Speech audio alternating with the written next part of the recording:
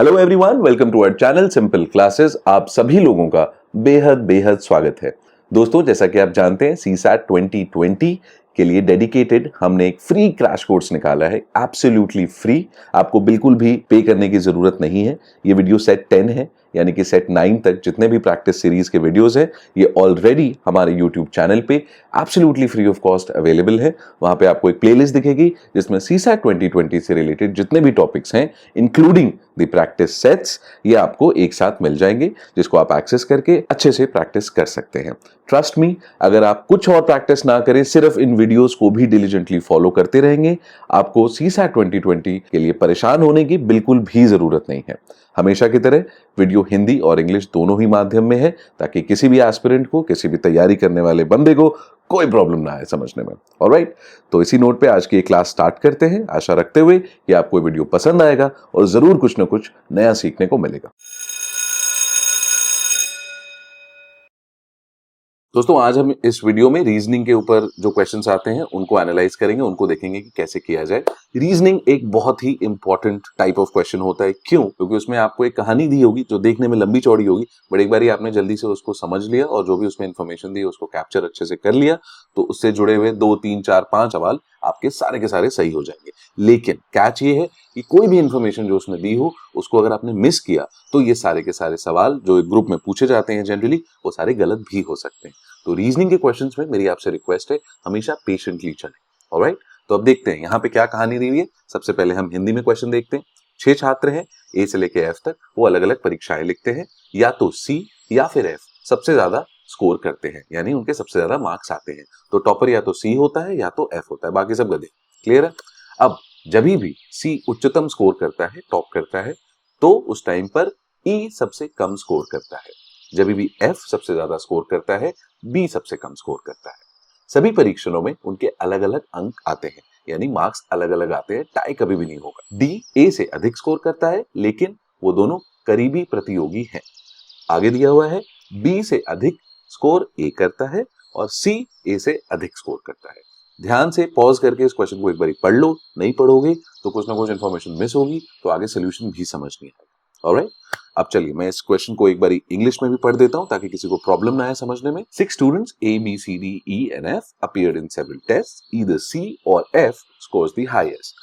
Whenever C scores the highest, then E scores the least. Whenever F scores the highest, B scores the least.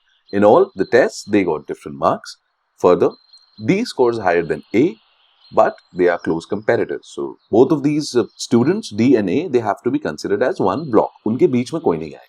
Further, it is given A scores higher than B and C scores higher than A. Alright? If you don't understand the question, please pause the video right here and go through the question again so that you can understand the solution in a much better way. अब चलिए, अब इस question को देखते हैं हम कैसे solve करेंगे। तो देखिए क्वेश्चन में क्या क्या दिया हुआ है, सबसे पहले वो यहाँ पे मैंने समराइज कर दिया है ताकि किसी को कंफ्यूजन ना हो। 6 स्टूडेंट्स हैं, A B C D F, ये लोग एग्जाम्स लिखते हैं, सबके अलग अलग नंबर आते हैं। अब टॉप कौन कौन करता है? या तो सी करता है या फिर एफ करता है। क्वेश्चन में दिया हुआ है जब सी टॉप करता है तो ई लास्ट आता है, और जब एफ टॉप करता है तो बी लास्ट आता है। क्लियर है? फर्दर दिया हुआ था डी के ए से ज्यादा नंबर आते हैं और वो दोनों करीबी प्रतियोगी हैं, क्लोज कंपेटिटर्स हैं, तो उनको हम एक सिंगल ब्लॉक में ट्रीट करेंगे। सिंगल ब्लॉक में ट्रीट करने का मतलब कि इनके बीच में कोई और नहीं आ सकता। आगे दिया हुआ है कि ए के बी से ज्यादा नंबर है और सी के ए से ज्यादा नंबर। ठीक है, अब ये कहानी हमें सवाल में दी गई है, इसी के आधार पे मैंने एक टेबल बनाई है। ऐसा एग्जाम में आपको बिल्कुल नहीं करना है, ठीक है? एग्जाम में इतना आप टाइम लगाओगे किसी टेबल में तो फिर गड़बड़ हो जाएगी। यहाँ पे मैंने सिर्फ आपको समझाने के लिए किया है। तो अब देखो टोटल 6 केसेस बनेंगे यहाँ पे, ठीक है? केस 1, 2, 3, 4, 5, 6, और यहाँ पे मैंने इनकी रैंक्स लिखी हैं, ठीक है? यानी किस ऑर्डर में उनके नंबर आते हैं अलग अलग सिनेरियोज में, अलग अलग केसेस में। अब देखिए ये जो 3 चीजें हमें यहाँ दी हुई है, डी के ए से ज्यादा नंबर आते हैं, ए के बी से नंबर ज्यादा आते हैं और सी के ए से नंबर ज्यादा आते हैं। तो इनमें ए जो है आपका एक कॉमन है। क्लियर है? अब सी के ए से ज्यादा नंबर आते हैं और ए के बी से ज्यादा नंबर आते हैं। अब लेकिन डी और ए भी क्लोज कंपेटिटर हैं, तो हम इसको लिख सकते हैं सी के ए से ज्यादा नंबर आते हैं, डी ए एंड बी। अब डी और ए क्योंकि हमेशा साथ साथ रहेंगे, क्लोज कंपेटिटर्स हैं, तो सी के डी और ए से ज्यादा नंबर आते हैं, ए के बी से और डी के ए से। तो बेस्ड ऑन दिस इंफॉर्मेशन हम ये चीज कंक्लूड कर सकते हैं। ठीक है, अब इस चीज को हम यूज करते हुए देखेंगे अलग अलग सिनेरियोज में उनकी रैंकिंग कैसे डिफर करती है। उसके बाद हम चलेंगे सवालों की ओर। क्लियर है यहां तक? अब देखिए, अब हमें पता है कि या तो सी टॉप करता है या तो एफ। तो सबसे पहले सी के जितने भी केसेस हैं वो हम कवर करते हैं। तो सी टॉप कर रहे हैं। सी अगर टॉप करता है तो लास्ट किसकी रैंक आती है? ई की। और जब एफ टॉप करता है तो किसकी रैंक आती है? बी की। तो उस हिसाब से हम यहाँ पे एंट्रीज कर देंगे। ऑलराइट, अब देखते हैं सेकंड, थर्ड, फोर्थ, फिफ्थ ये वाली पोजीशंस कैसे चेंज होती हैं। अब सी और ई तो हो गया। ठीक है, तो अब कौन कौन से बचे A B C D E F में? ए बचा, बी बचा, डी बचा और ई बचा। सॉरी, ई नहीं, एफ बचा। ई तो ऑलरेडी लास्ट पे है। ये जो चार स्टूडेंट्स हैं ये सेकंड, थर्ड, फोर्थ या फिफ्थ पोजीशन लेंगे जब सी फर्स्ट पोजीशन पे होगा और ई लास्ट पोजीशन पे होगा। ऑलराइट, अब देखो डी ए बी इन तीनों का ऑर्डर तो हमको मालूम है। कहां से पता है? ये रहा, जो भी हमने यहाँ पे क्वेश्चन में इंफॉर्मेशन दी हुई थी उसके बेसिस पे ये ऑर्डर हमने निकाला था। ठीक है, डी ए बी जो है उनका ऑर्डर हमेशा इस तरीके से रहेगा। डी के ए से नंबर ज्यादा आए हैं और बी के ए से कम आए हैं। ठीक है, ये दोनों क्लोज कंपेरेटर हैं तो साथ रहेंगे। अब बचा एफ, तो एफ मान लेते हैं सेकेंड पोजिशन पे है। उसके बाद डी ए बी, ये फर्स्ट केस हो गया। अब सेकेंड केस में मान लो एफ की लास्ट पोजिशन है amongst second, third, fourth and fifth ranks. Alright, तो let D B here, D A B और एफ फिफ्थ पोजीशन पे आ जाएगा। ठीक है, क्लियर है यहां तक? डी और ए के बीच में तो एफ आ नहीं सकता, तो या तो एफ यहां पे आएगा शुरू में या तो इन चारों के बीच में एफ लास्ट में आएगा। लेकिन एफ बी और ए के बीच में भी आ सकता है कि नहीं? तो यहां पे हो जाएगा D A F and B. क्यों? क्योंकि ये हमें नहीं दिया हुआ है कि एफ के बी से ज्यादा या फिर कम नंबर है, तो ये भी एक केस डेफिनेटली पॉसिबल है। क्लियर है यहां तक? अब चलिए, अब देखते हैं एफ जब टॉप पोजीशन पे होता है और बी लास्ट पोजीशन पे होता है तो कौन कौन से स्टूडेंट्स रह गए हमारे? A C D and E. A C D and E. अब यहां से कौन कौन से स्टूडेंट्स हैं इसमें? सी डी और ए। तो इनका ऑर्डर हमें पता है, सी के डी से ज्यादा नंबर आते हैं और डी के ए से ज्यादा नंबर आते हैं। लेकिन ई के बारे में हमें अभी कुछ भी नहीं पता है ना? तो फिर हम देखते हैं यहाँ पे कैसे कैसे उनकी पोजीशन वेरी करेगी based on the information which we have here. Alright, तो सबसे पहले एफ आया, उसके बाद हम सी लिख सकते हैं, सी के बाद डी, उसके बाद ए और फिर ई। यहाँ तक क्लियर है? सी डी ए यहाँ से आ गया और ई उसके बाद आ गया। ऑलराइट, अब ई की ये भी पोजीशन हो सकती है, C D A. E D और ए के बीच में तो आ नहीं सकता, ठीक है, लेकिन सी और डी के बीच में जरूर आ सकता है। तो अगर सी यहाँ पे है तो इधर भी आ सकता है ई, उसके बाद डी और ए। तो ये जो है आपके 6 केसेस बन गए जो इन स्टूडेंट्स की रैंक्स दर्शाते हैं अलग अलग सिनेरियो में। पहली 3 केसेस में सी इज द टॉपर एंड जैसा कि क्वेश्चन में दिया हुआ था जब सी फर्स्ट आएगा तो ई सिक्स्थ आएगा। एंड लास्ट के 3 केसेस में बॉटम 3 में एफ इज द टॉपर और B is the person who is the last rank. अब हमें ये 6 केसेस पता चल गए हैं, यही सारे के सारे केसेस पॉसिबल हैं। इसके अलावा कोई केस पॉसिबल नहीं है, आप इसको यहीं पे रोक के एनालाइज भी कर सकते हो। अब क्वेश्चन अटेम्प्ट करते हैं और आसानी से आंसर तक पहुंचते हैं। अब जो हम इंफॉर्मेशन दी हुई थी ऊपर पे आधारित पहला सवाल जो हमें जिसका उत्तर देना है वो क्या है? यदि एफ रैंकिंग में दूसरे स्थान पर है तो बी की क्या रैंकिंग है? If F stands second in the ranking then the position of B is which of the following? Options हैं थर्ड, फोर्थ, फिफ्थ या सिक्स्थ। अब फटाफट टेबल पे देखते हैं। अब क्वेश्चन में पूछा गया है अगर F सेकंड रैंकिंग पे है तो B की क्या रैंकिंग होगी? सेकंड रैंकिंग की जो कॉलम है वो यहाँ पे F सिर्फ एक बार ही आता है और वो भी केस 1 के अंदर में, और इस केस में B की रैंक है फिफ्थ। तो the answer to this question is fifth. जब भी F सेकंड रैंकिंग पे होगा तो B फिफ्थ रैंकिंग पे होगा। Now let's mark the answer because that is the most important thing to do. तो यदि F रैंकिंग में दूसरे स्थान पर है तो बी की रैंक होगी फिफ्थ। क्लियर है?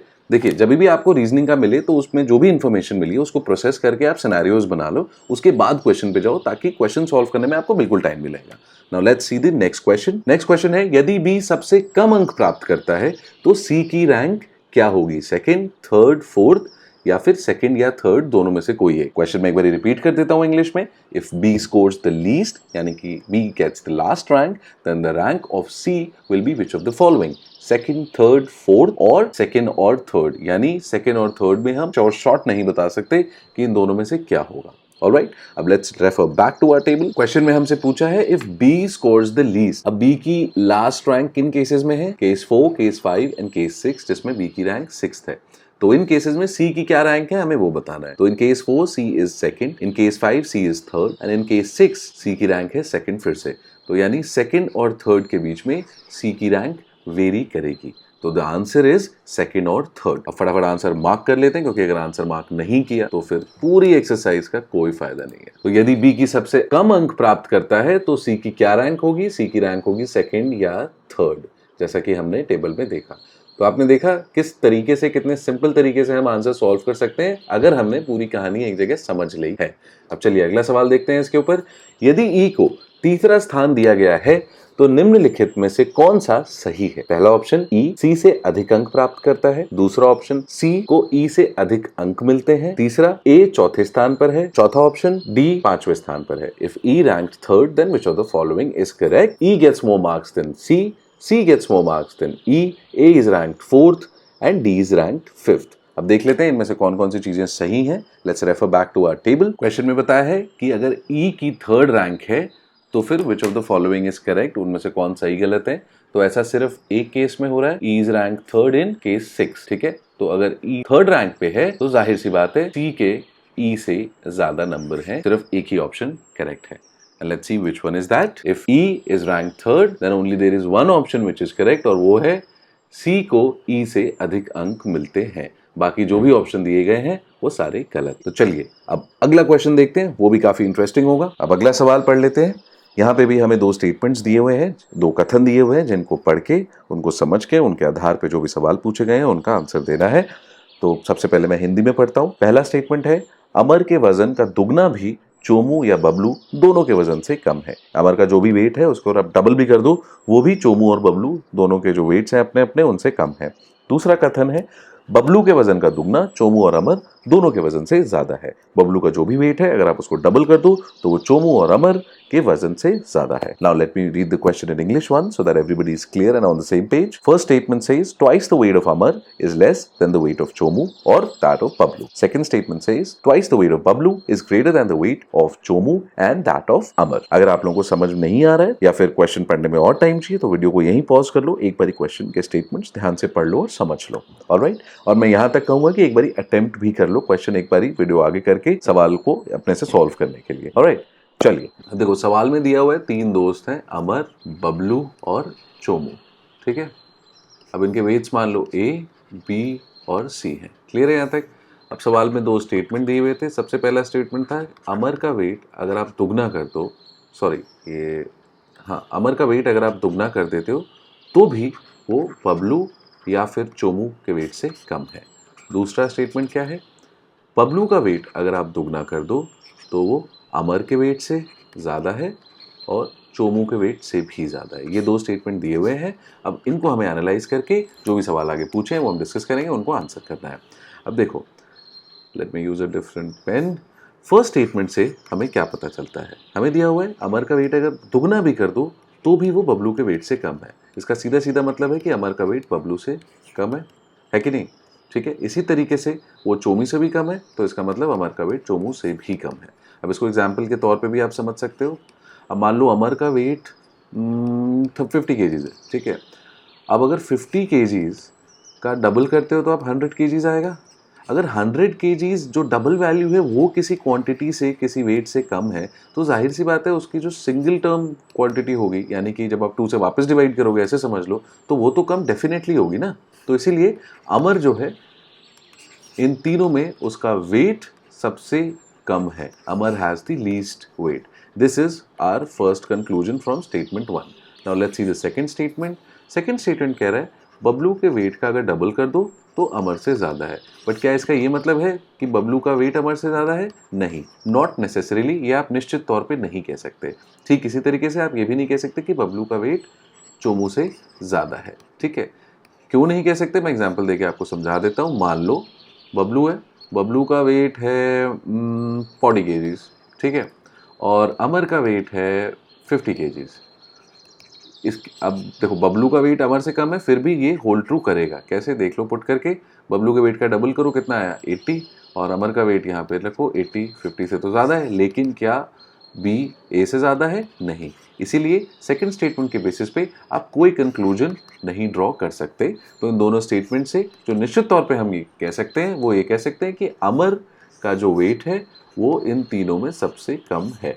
अब चलिए सवाल देखते हैं क्या पूछ रहा है और इस इंफॉर्मेशन के बेसिस पे उसको सॉल्व करते हैं। तो दी हुई इंफॉर्मेशन पे जो पहला सवाल पूछा गया है वो है निम्नलिखित में से कौन सा कथन सही है? अमर का वजन सबसे बड़ा है, चोमू का वजन सबसे बड़ा है, बबलू का वजन सबसे बड़ा है, या फिर लास्ट ऑप्शन किसका वजन सबसे बड़ा है निर्धारित नहीं किया जा सकता। I'll repeat the question in English. Which one of the following statements is correct? Weight of Amar is greatest, weight of Chomu is greatest, weight of Bablu is greatest, or D option, whose weight is greatest cannot be determined. तो जैसा कि हमने देखा सही जवाब होगा किसका वजन सबसे बड़ा है ये निर्धारित नहीं किया जा सकता। क्यों? क्योंकि हमें स्टेटमेंट 2 से कोई भी इंफॉर्मेशन क्लियर कट नहीं मिल सकती। हम निश्चित तौर पे क्लेम नहीं कर सकते कि तीनों में से कौन सबसे ज्यादा वेट का बंदा है। ठीक है, अब अगला सवाल देखते हैं। अगला सवाल है निम्नलिखित में से कौन सा कथन सही है? अमर का वजन सबसे कम है, चोमू का वजन सबसे कम है, बबलू का वजन सबसे कम है, या फिर किसका वजन कम है ये निर्धारित नहीं किया जा सकता। I'll repeat the question in English. Which one of the following statement is correct? Weight of Amar is least, weight of Chomu is least, weight of Bablu is least, whose weight is least cannot be determined. तो यहाँ पे सही जवाब होगा अमर का वजन सबसे कम है। जैसा कि हमने देखा स्टेटमेंट 1 से ही हमें पता चल रहा था कि अमर का वेट सबसे कम है, क्योंकि उसके वेट का अगर आप दुगना भी कर दो तो बबलू और चोमू दोनों के ही वेट से वो कम आएगा। ठीक है, तो आई होप ये सवाल आपको करने में मजा आया होगा। रीजनिंग के सवाल ऐसे ही आपको पेशेंटली करने होते हैं, लंबे चौड़े डायग्राम ऑफ कोर्स नहीं बनाने, लेकिन जो कहानी है वो आपको अच्छे से समझ में आना चाहिए। उसमें कोई भी इंफॉर्मेशन छोटी बड़ी मिस नहीं होनी चाहिए, और ये श्योर शॉर्ट तरीका है 3 से 5 सवाल एक झटके में सही करने के लिए। ठीक है, तो ऐसे ही प्रैक्टिस करते रहिए, अपनी तैयारी अच्छे से करते रहिए। I wish all of you all the very best in all the exams which you're going to take up in the coming times. Thank you so much for your time. अब आपसे मुलाकात होगी अगली क्लास में। Thank you.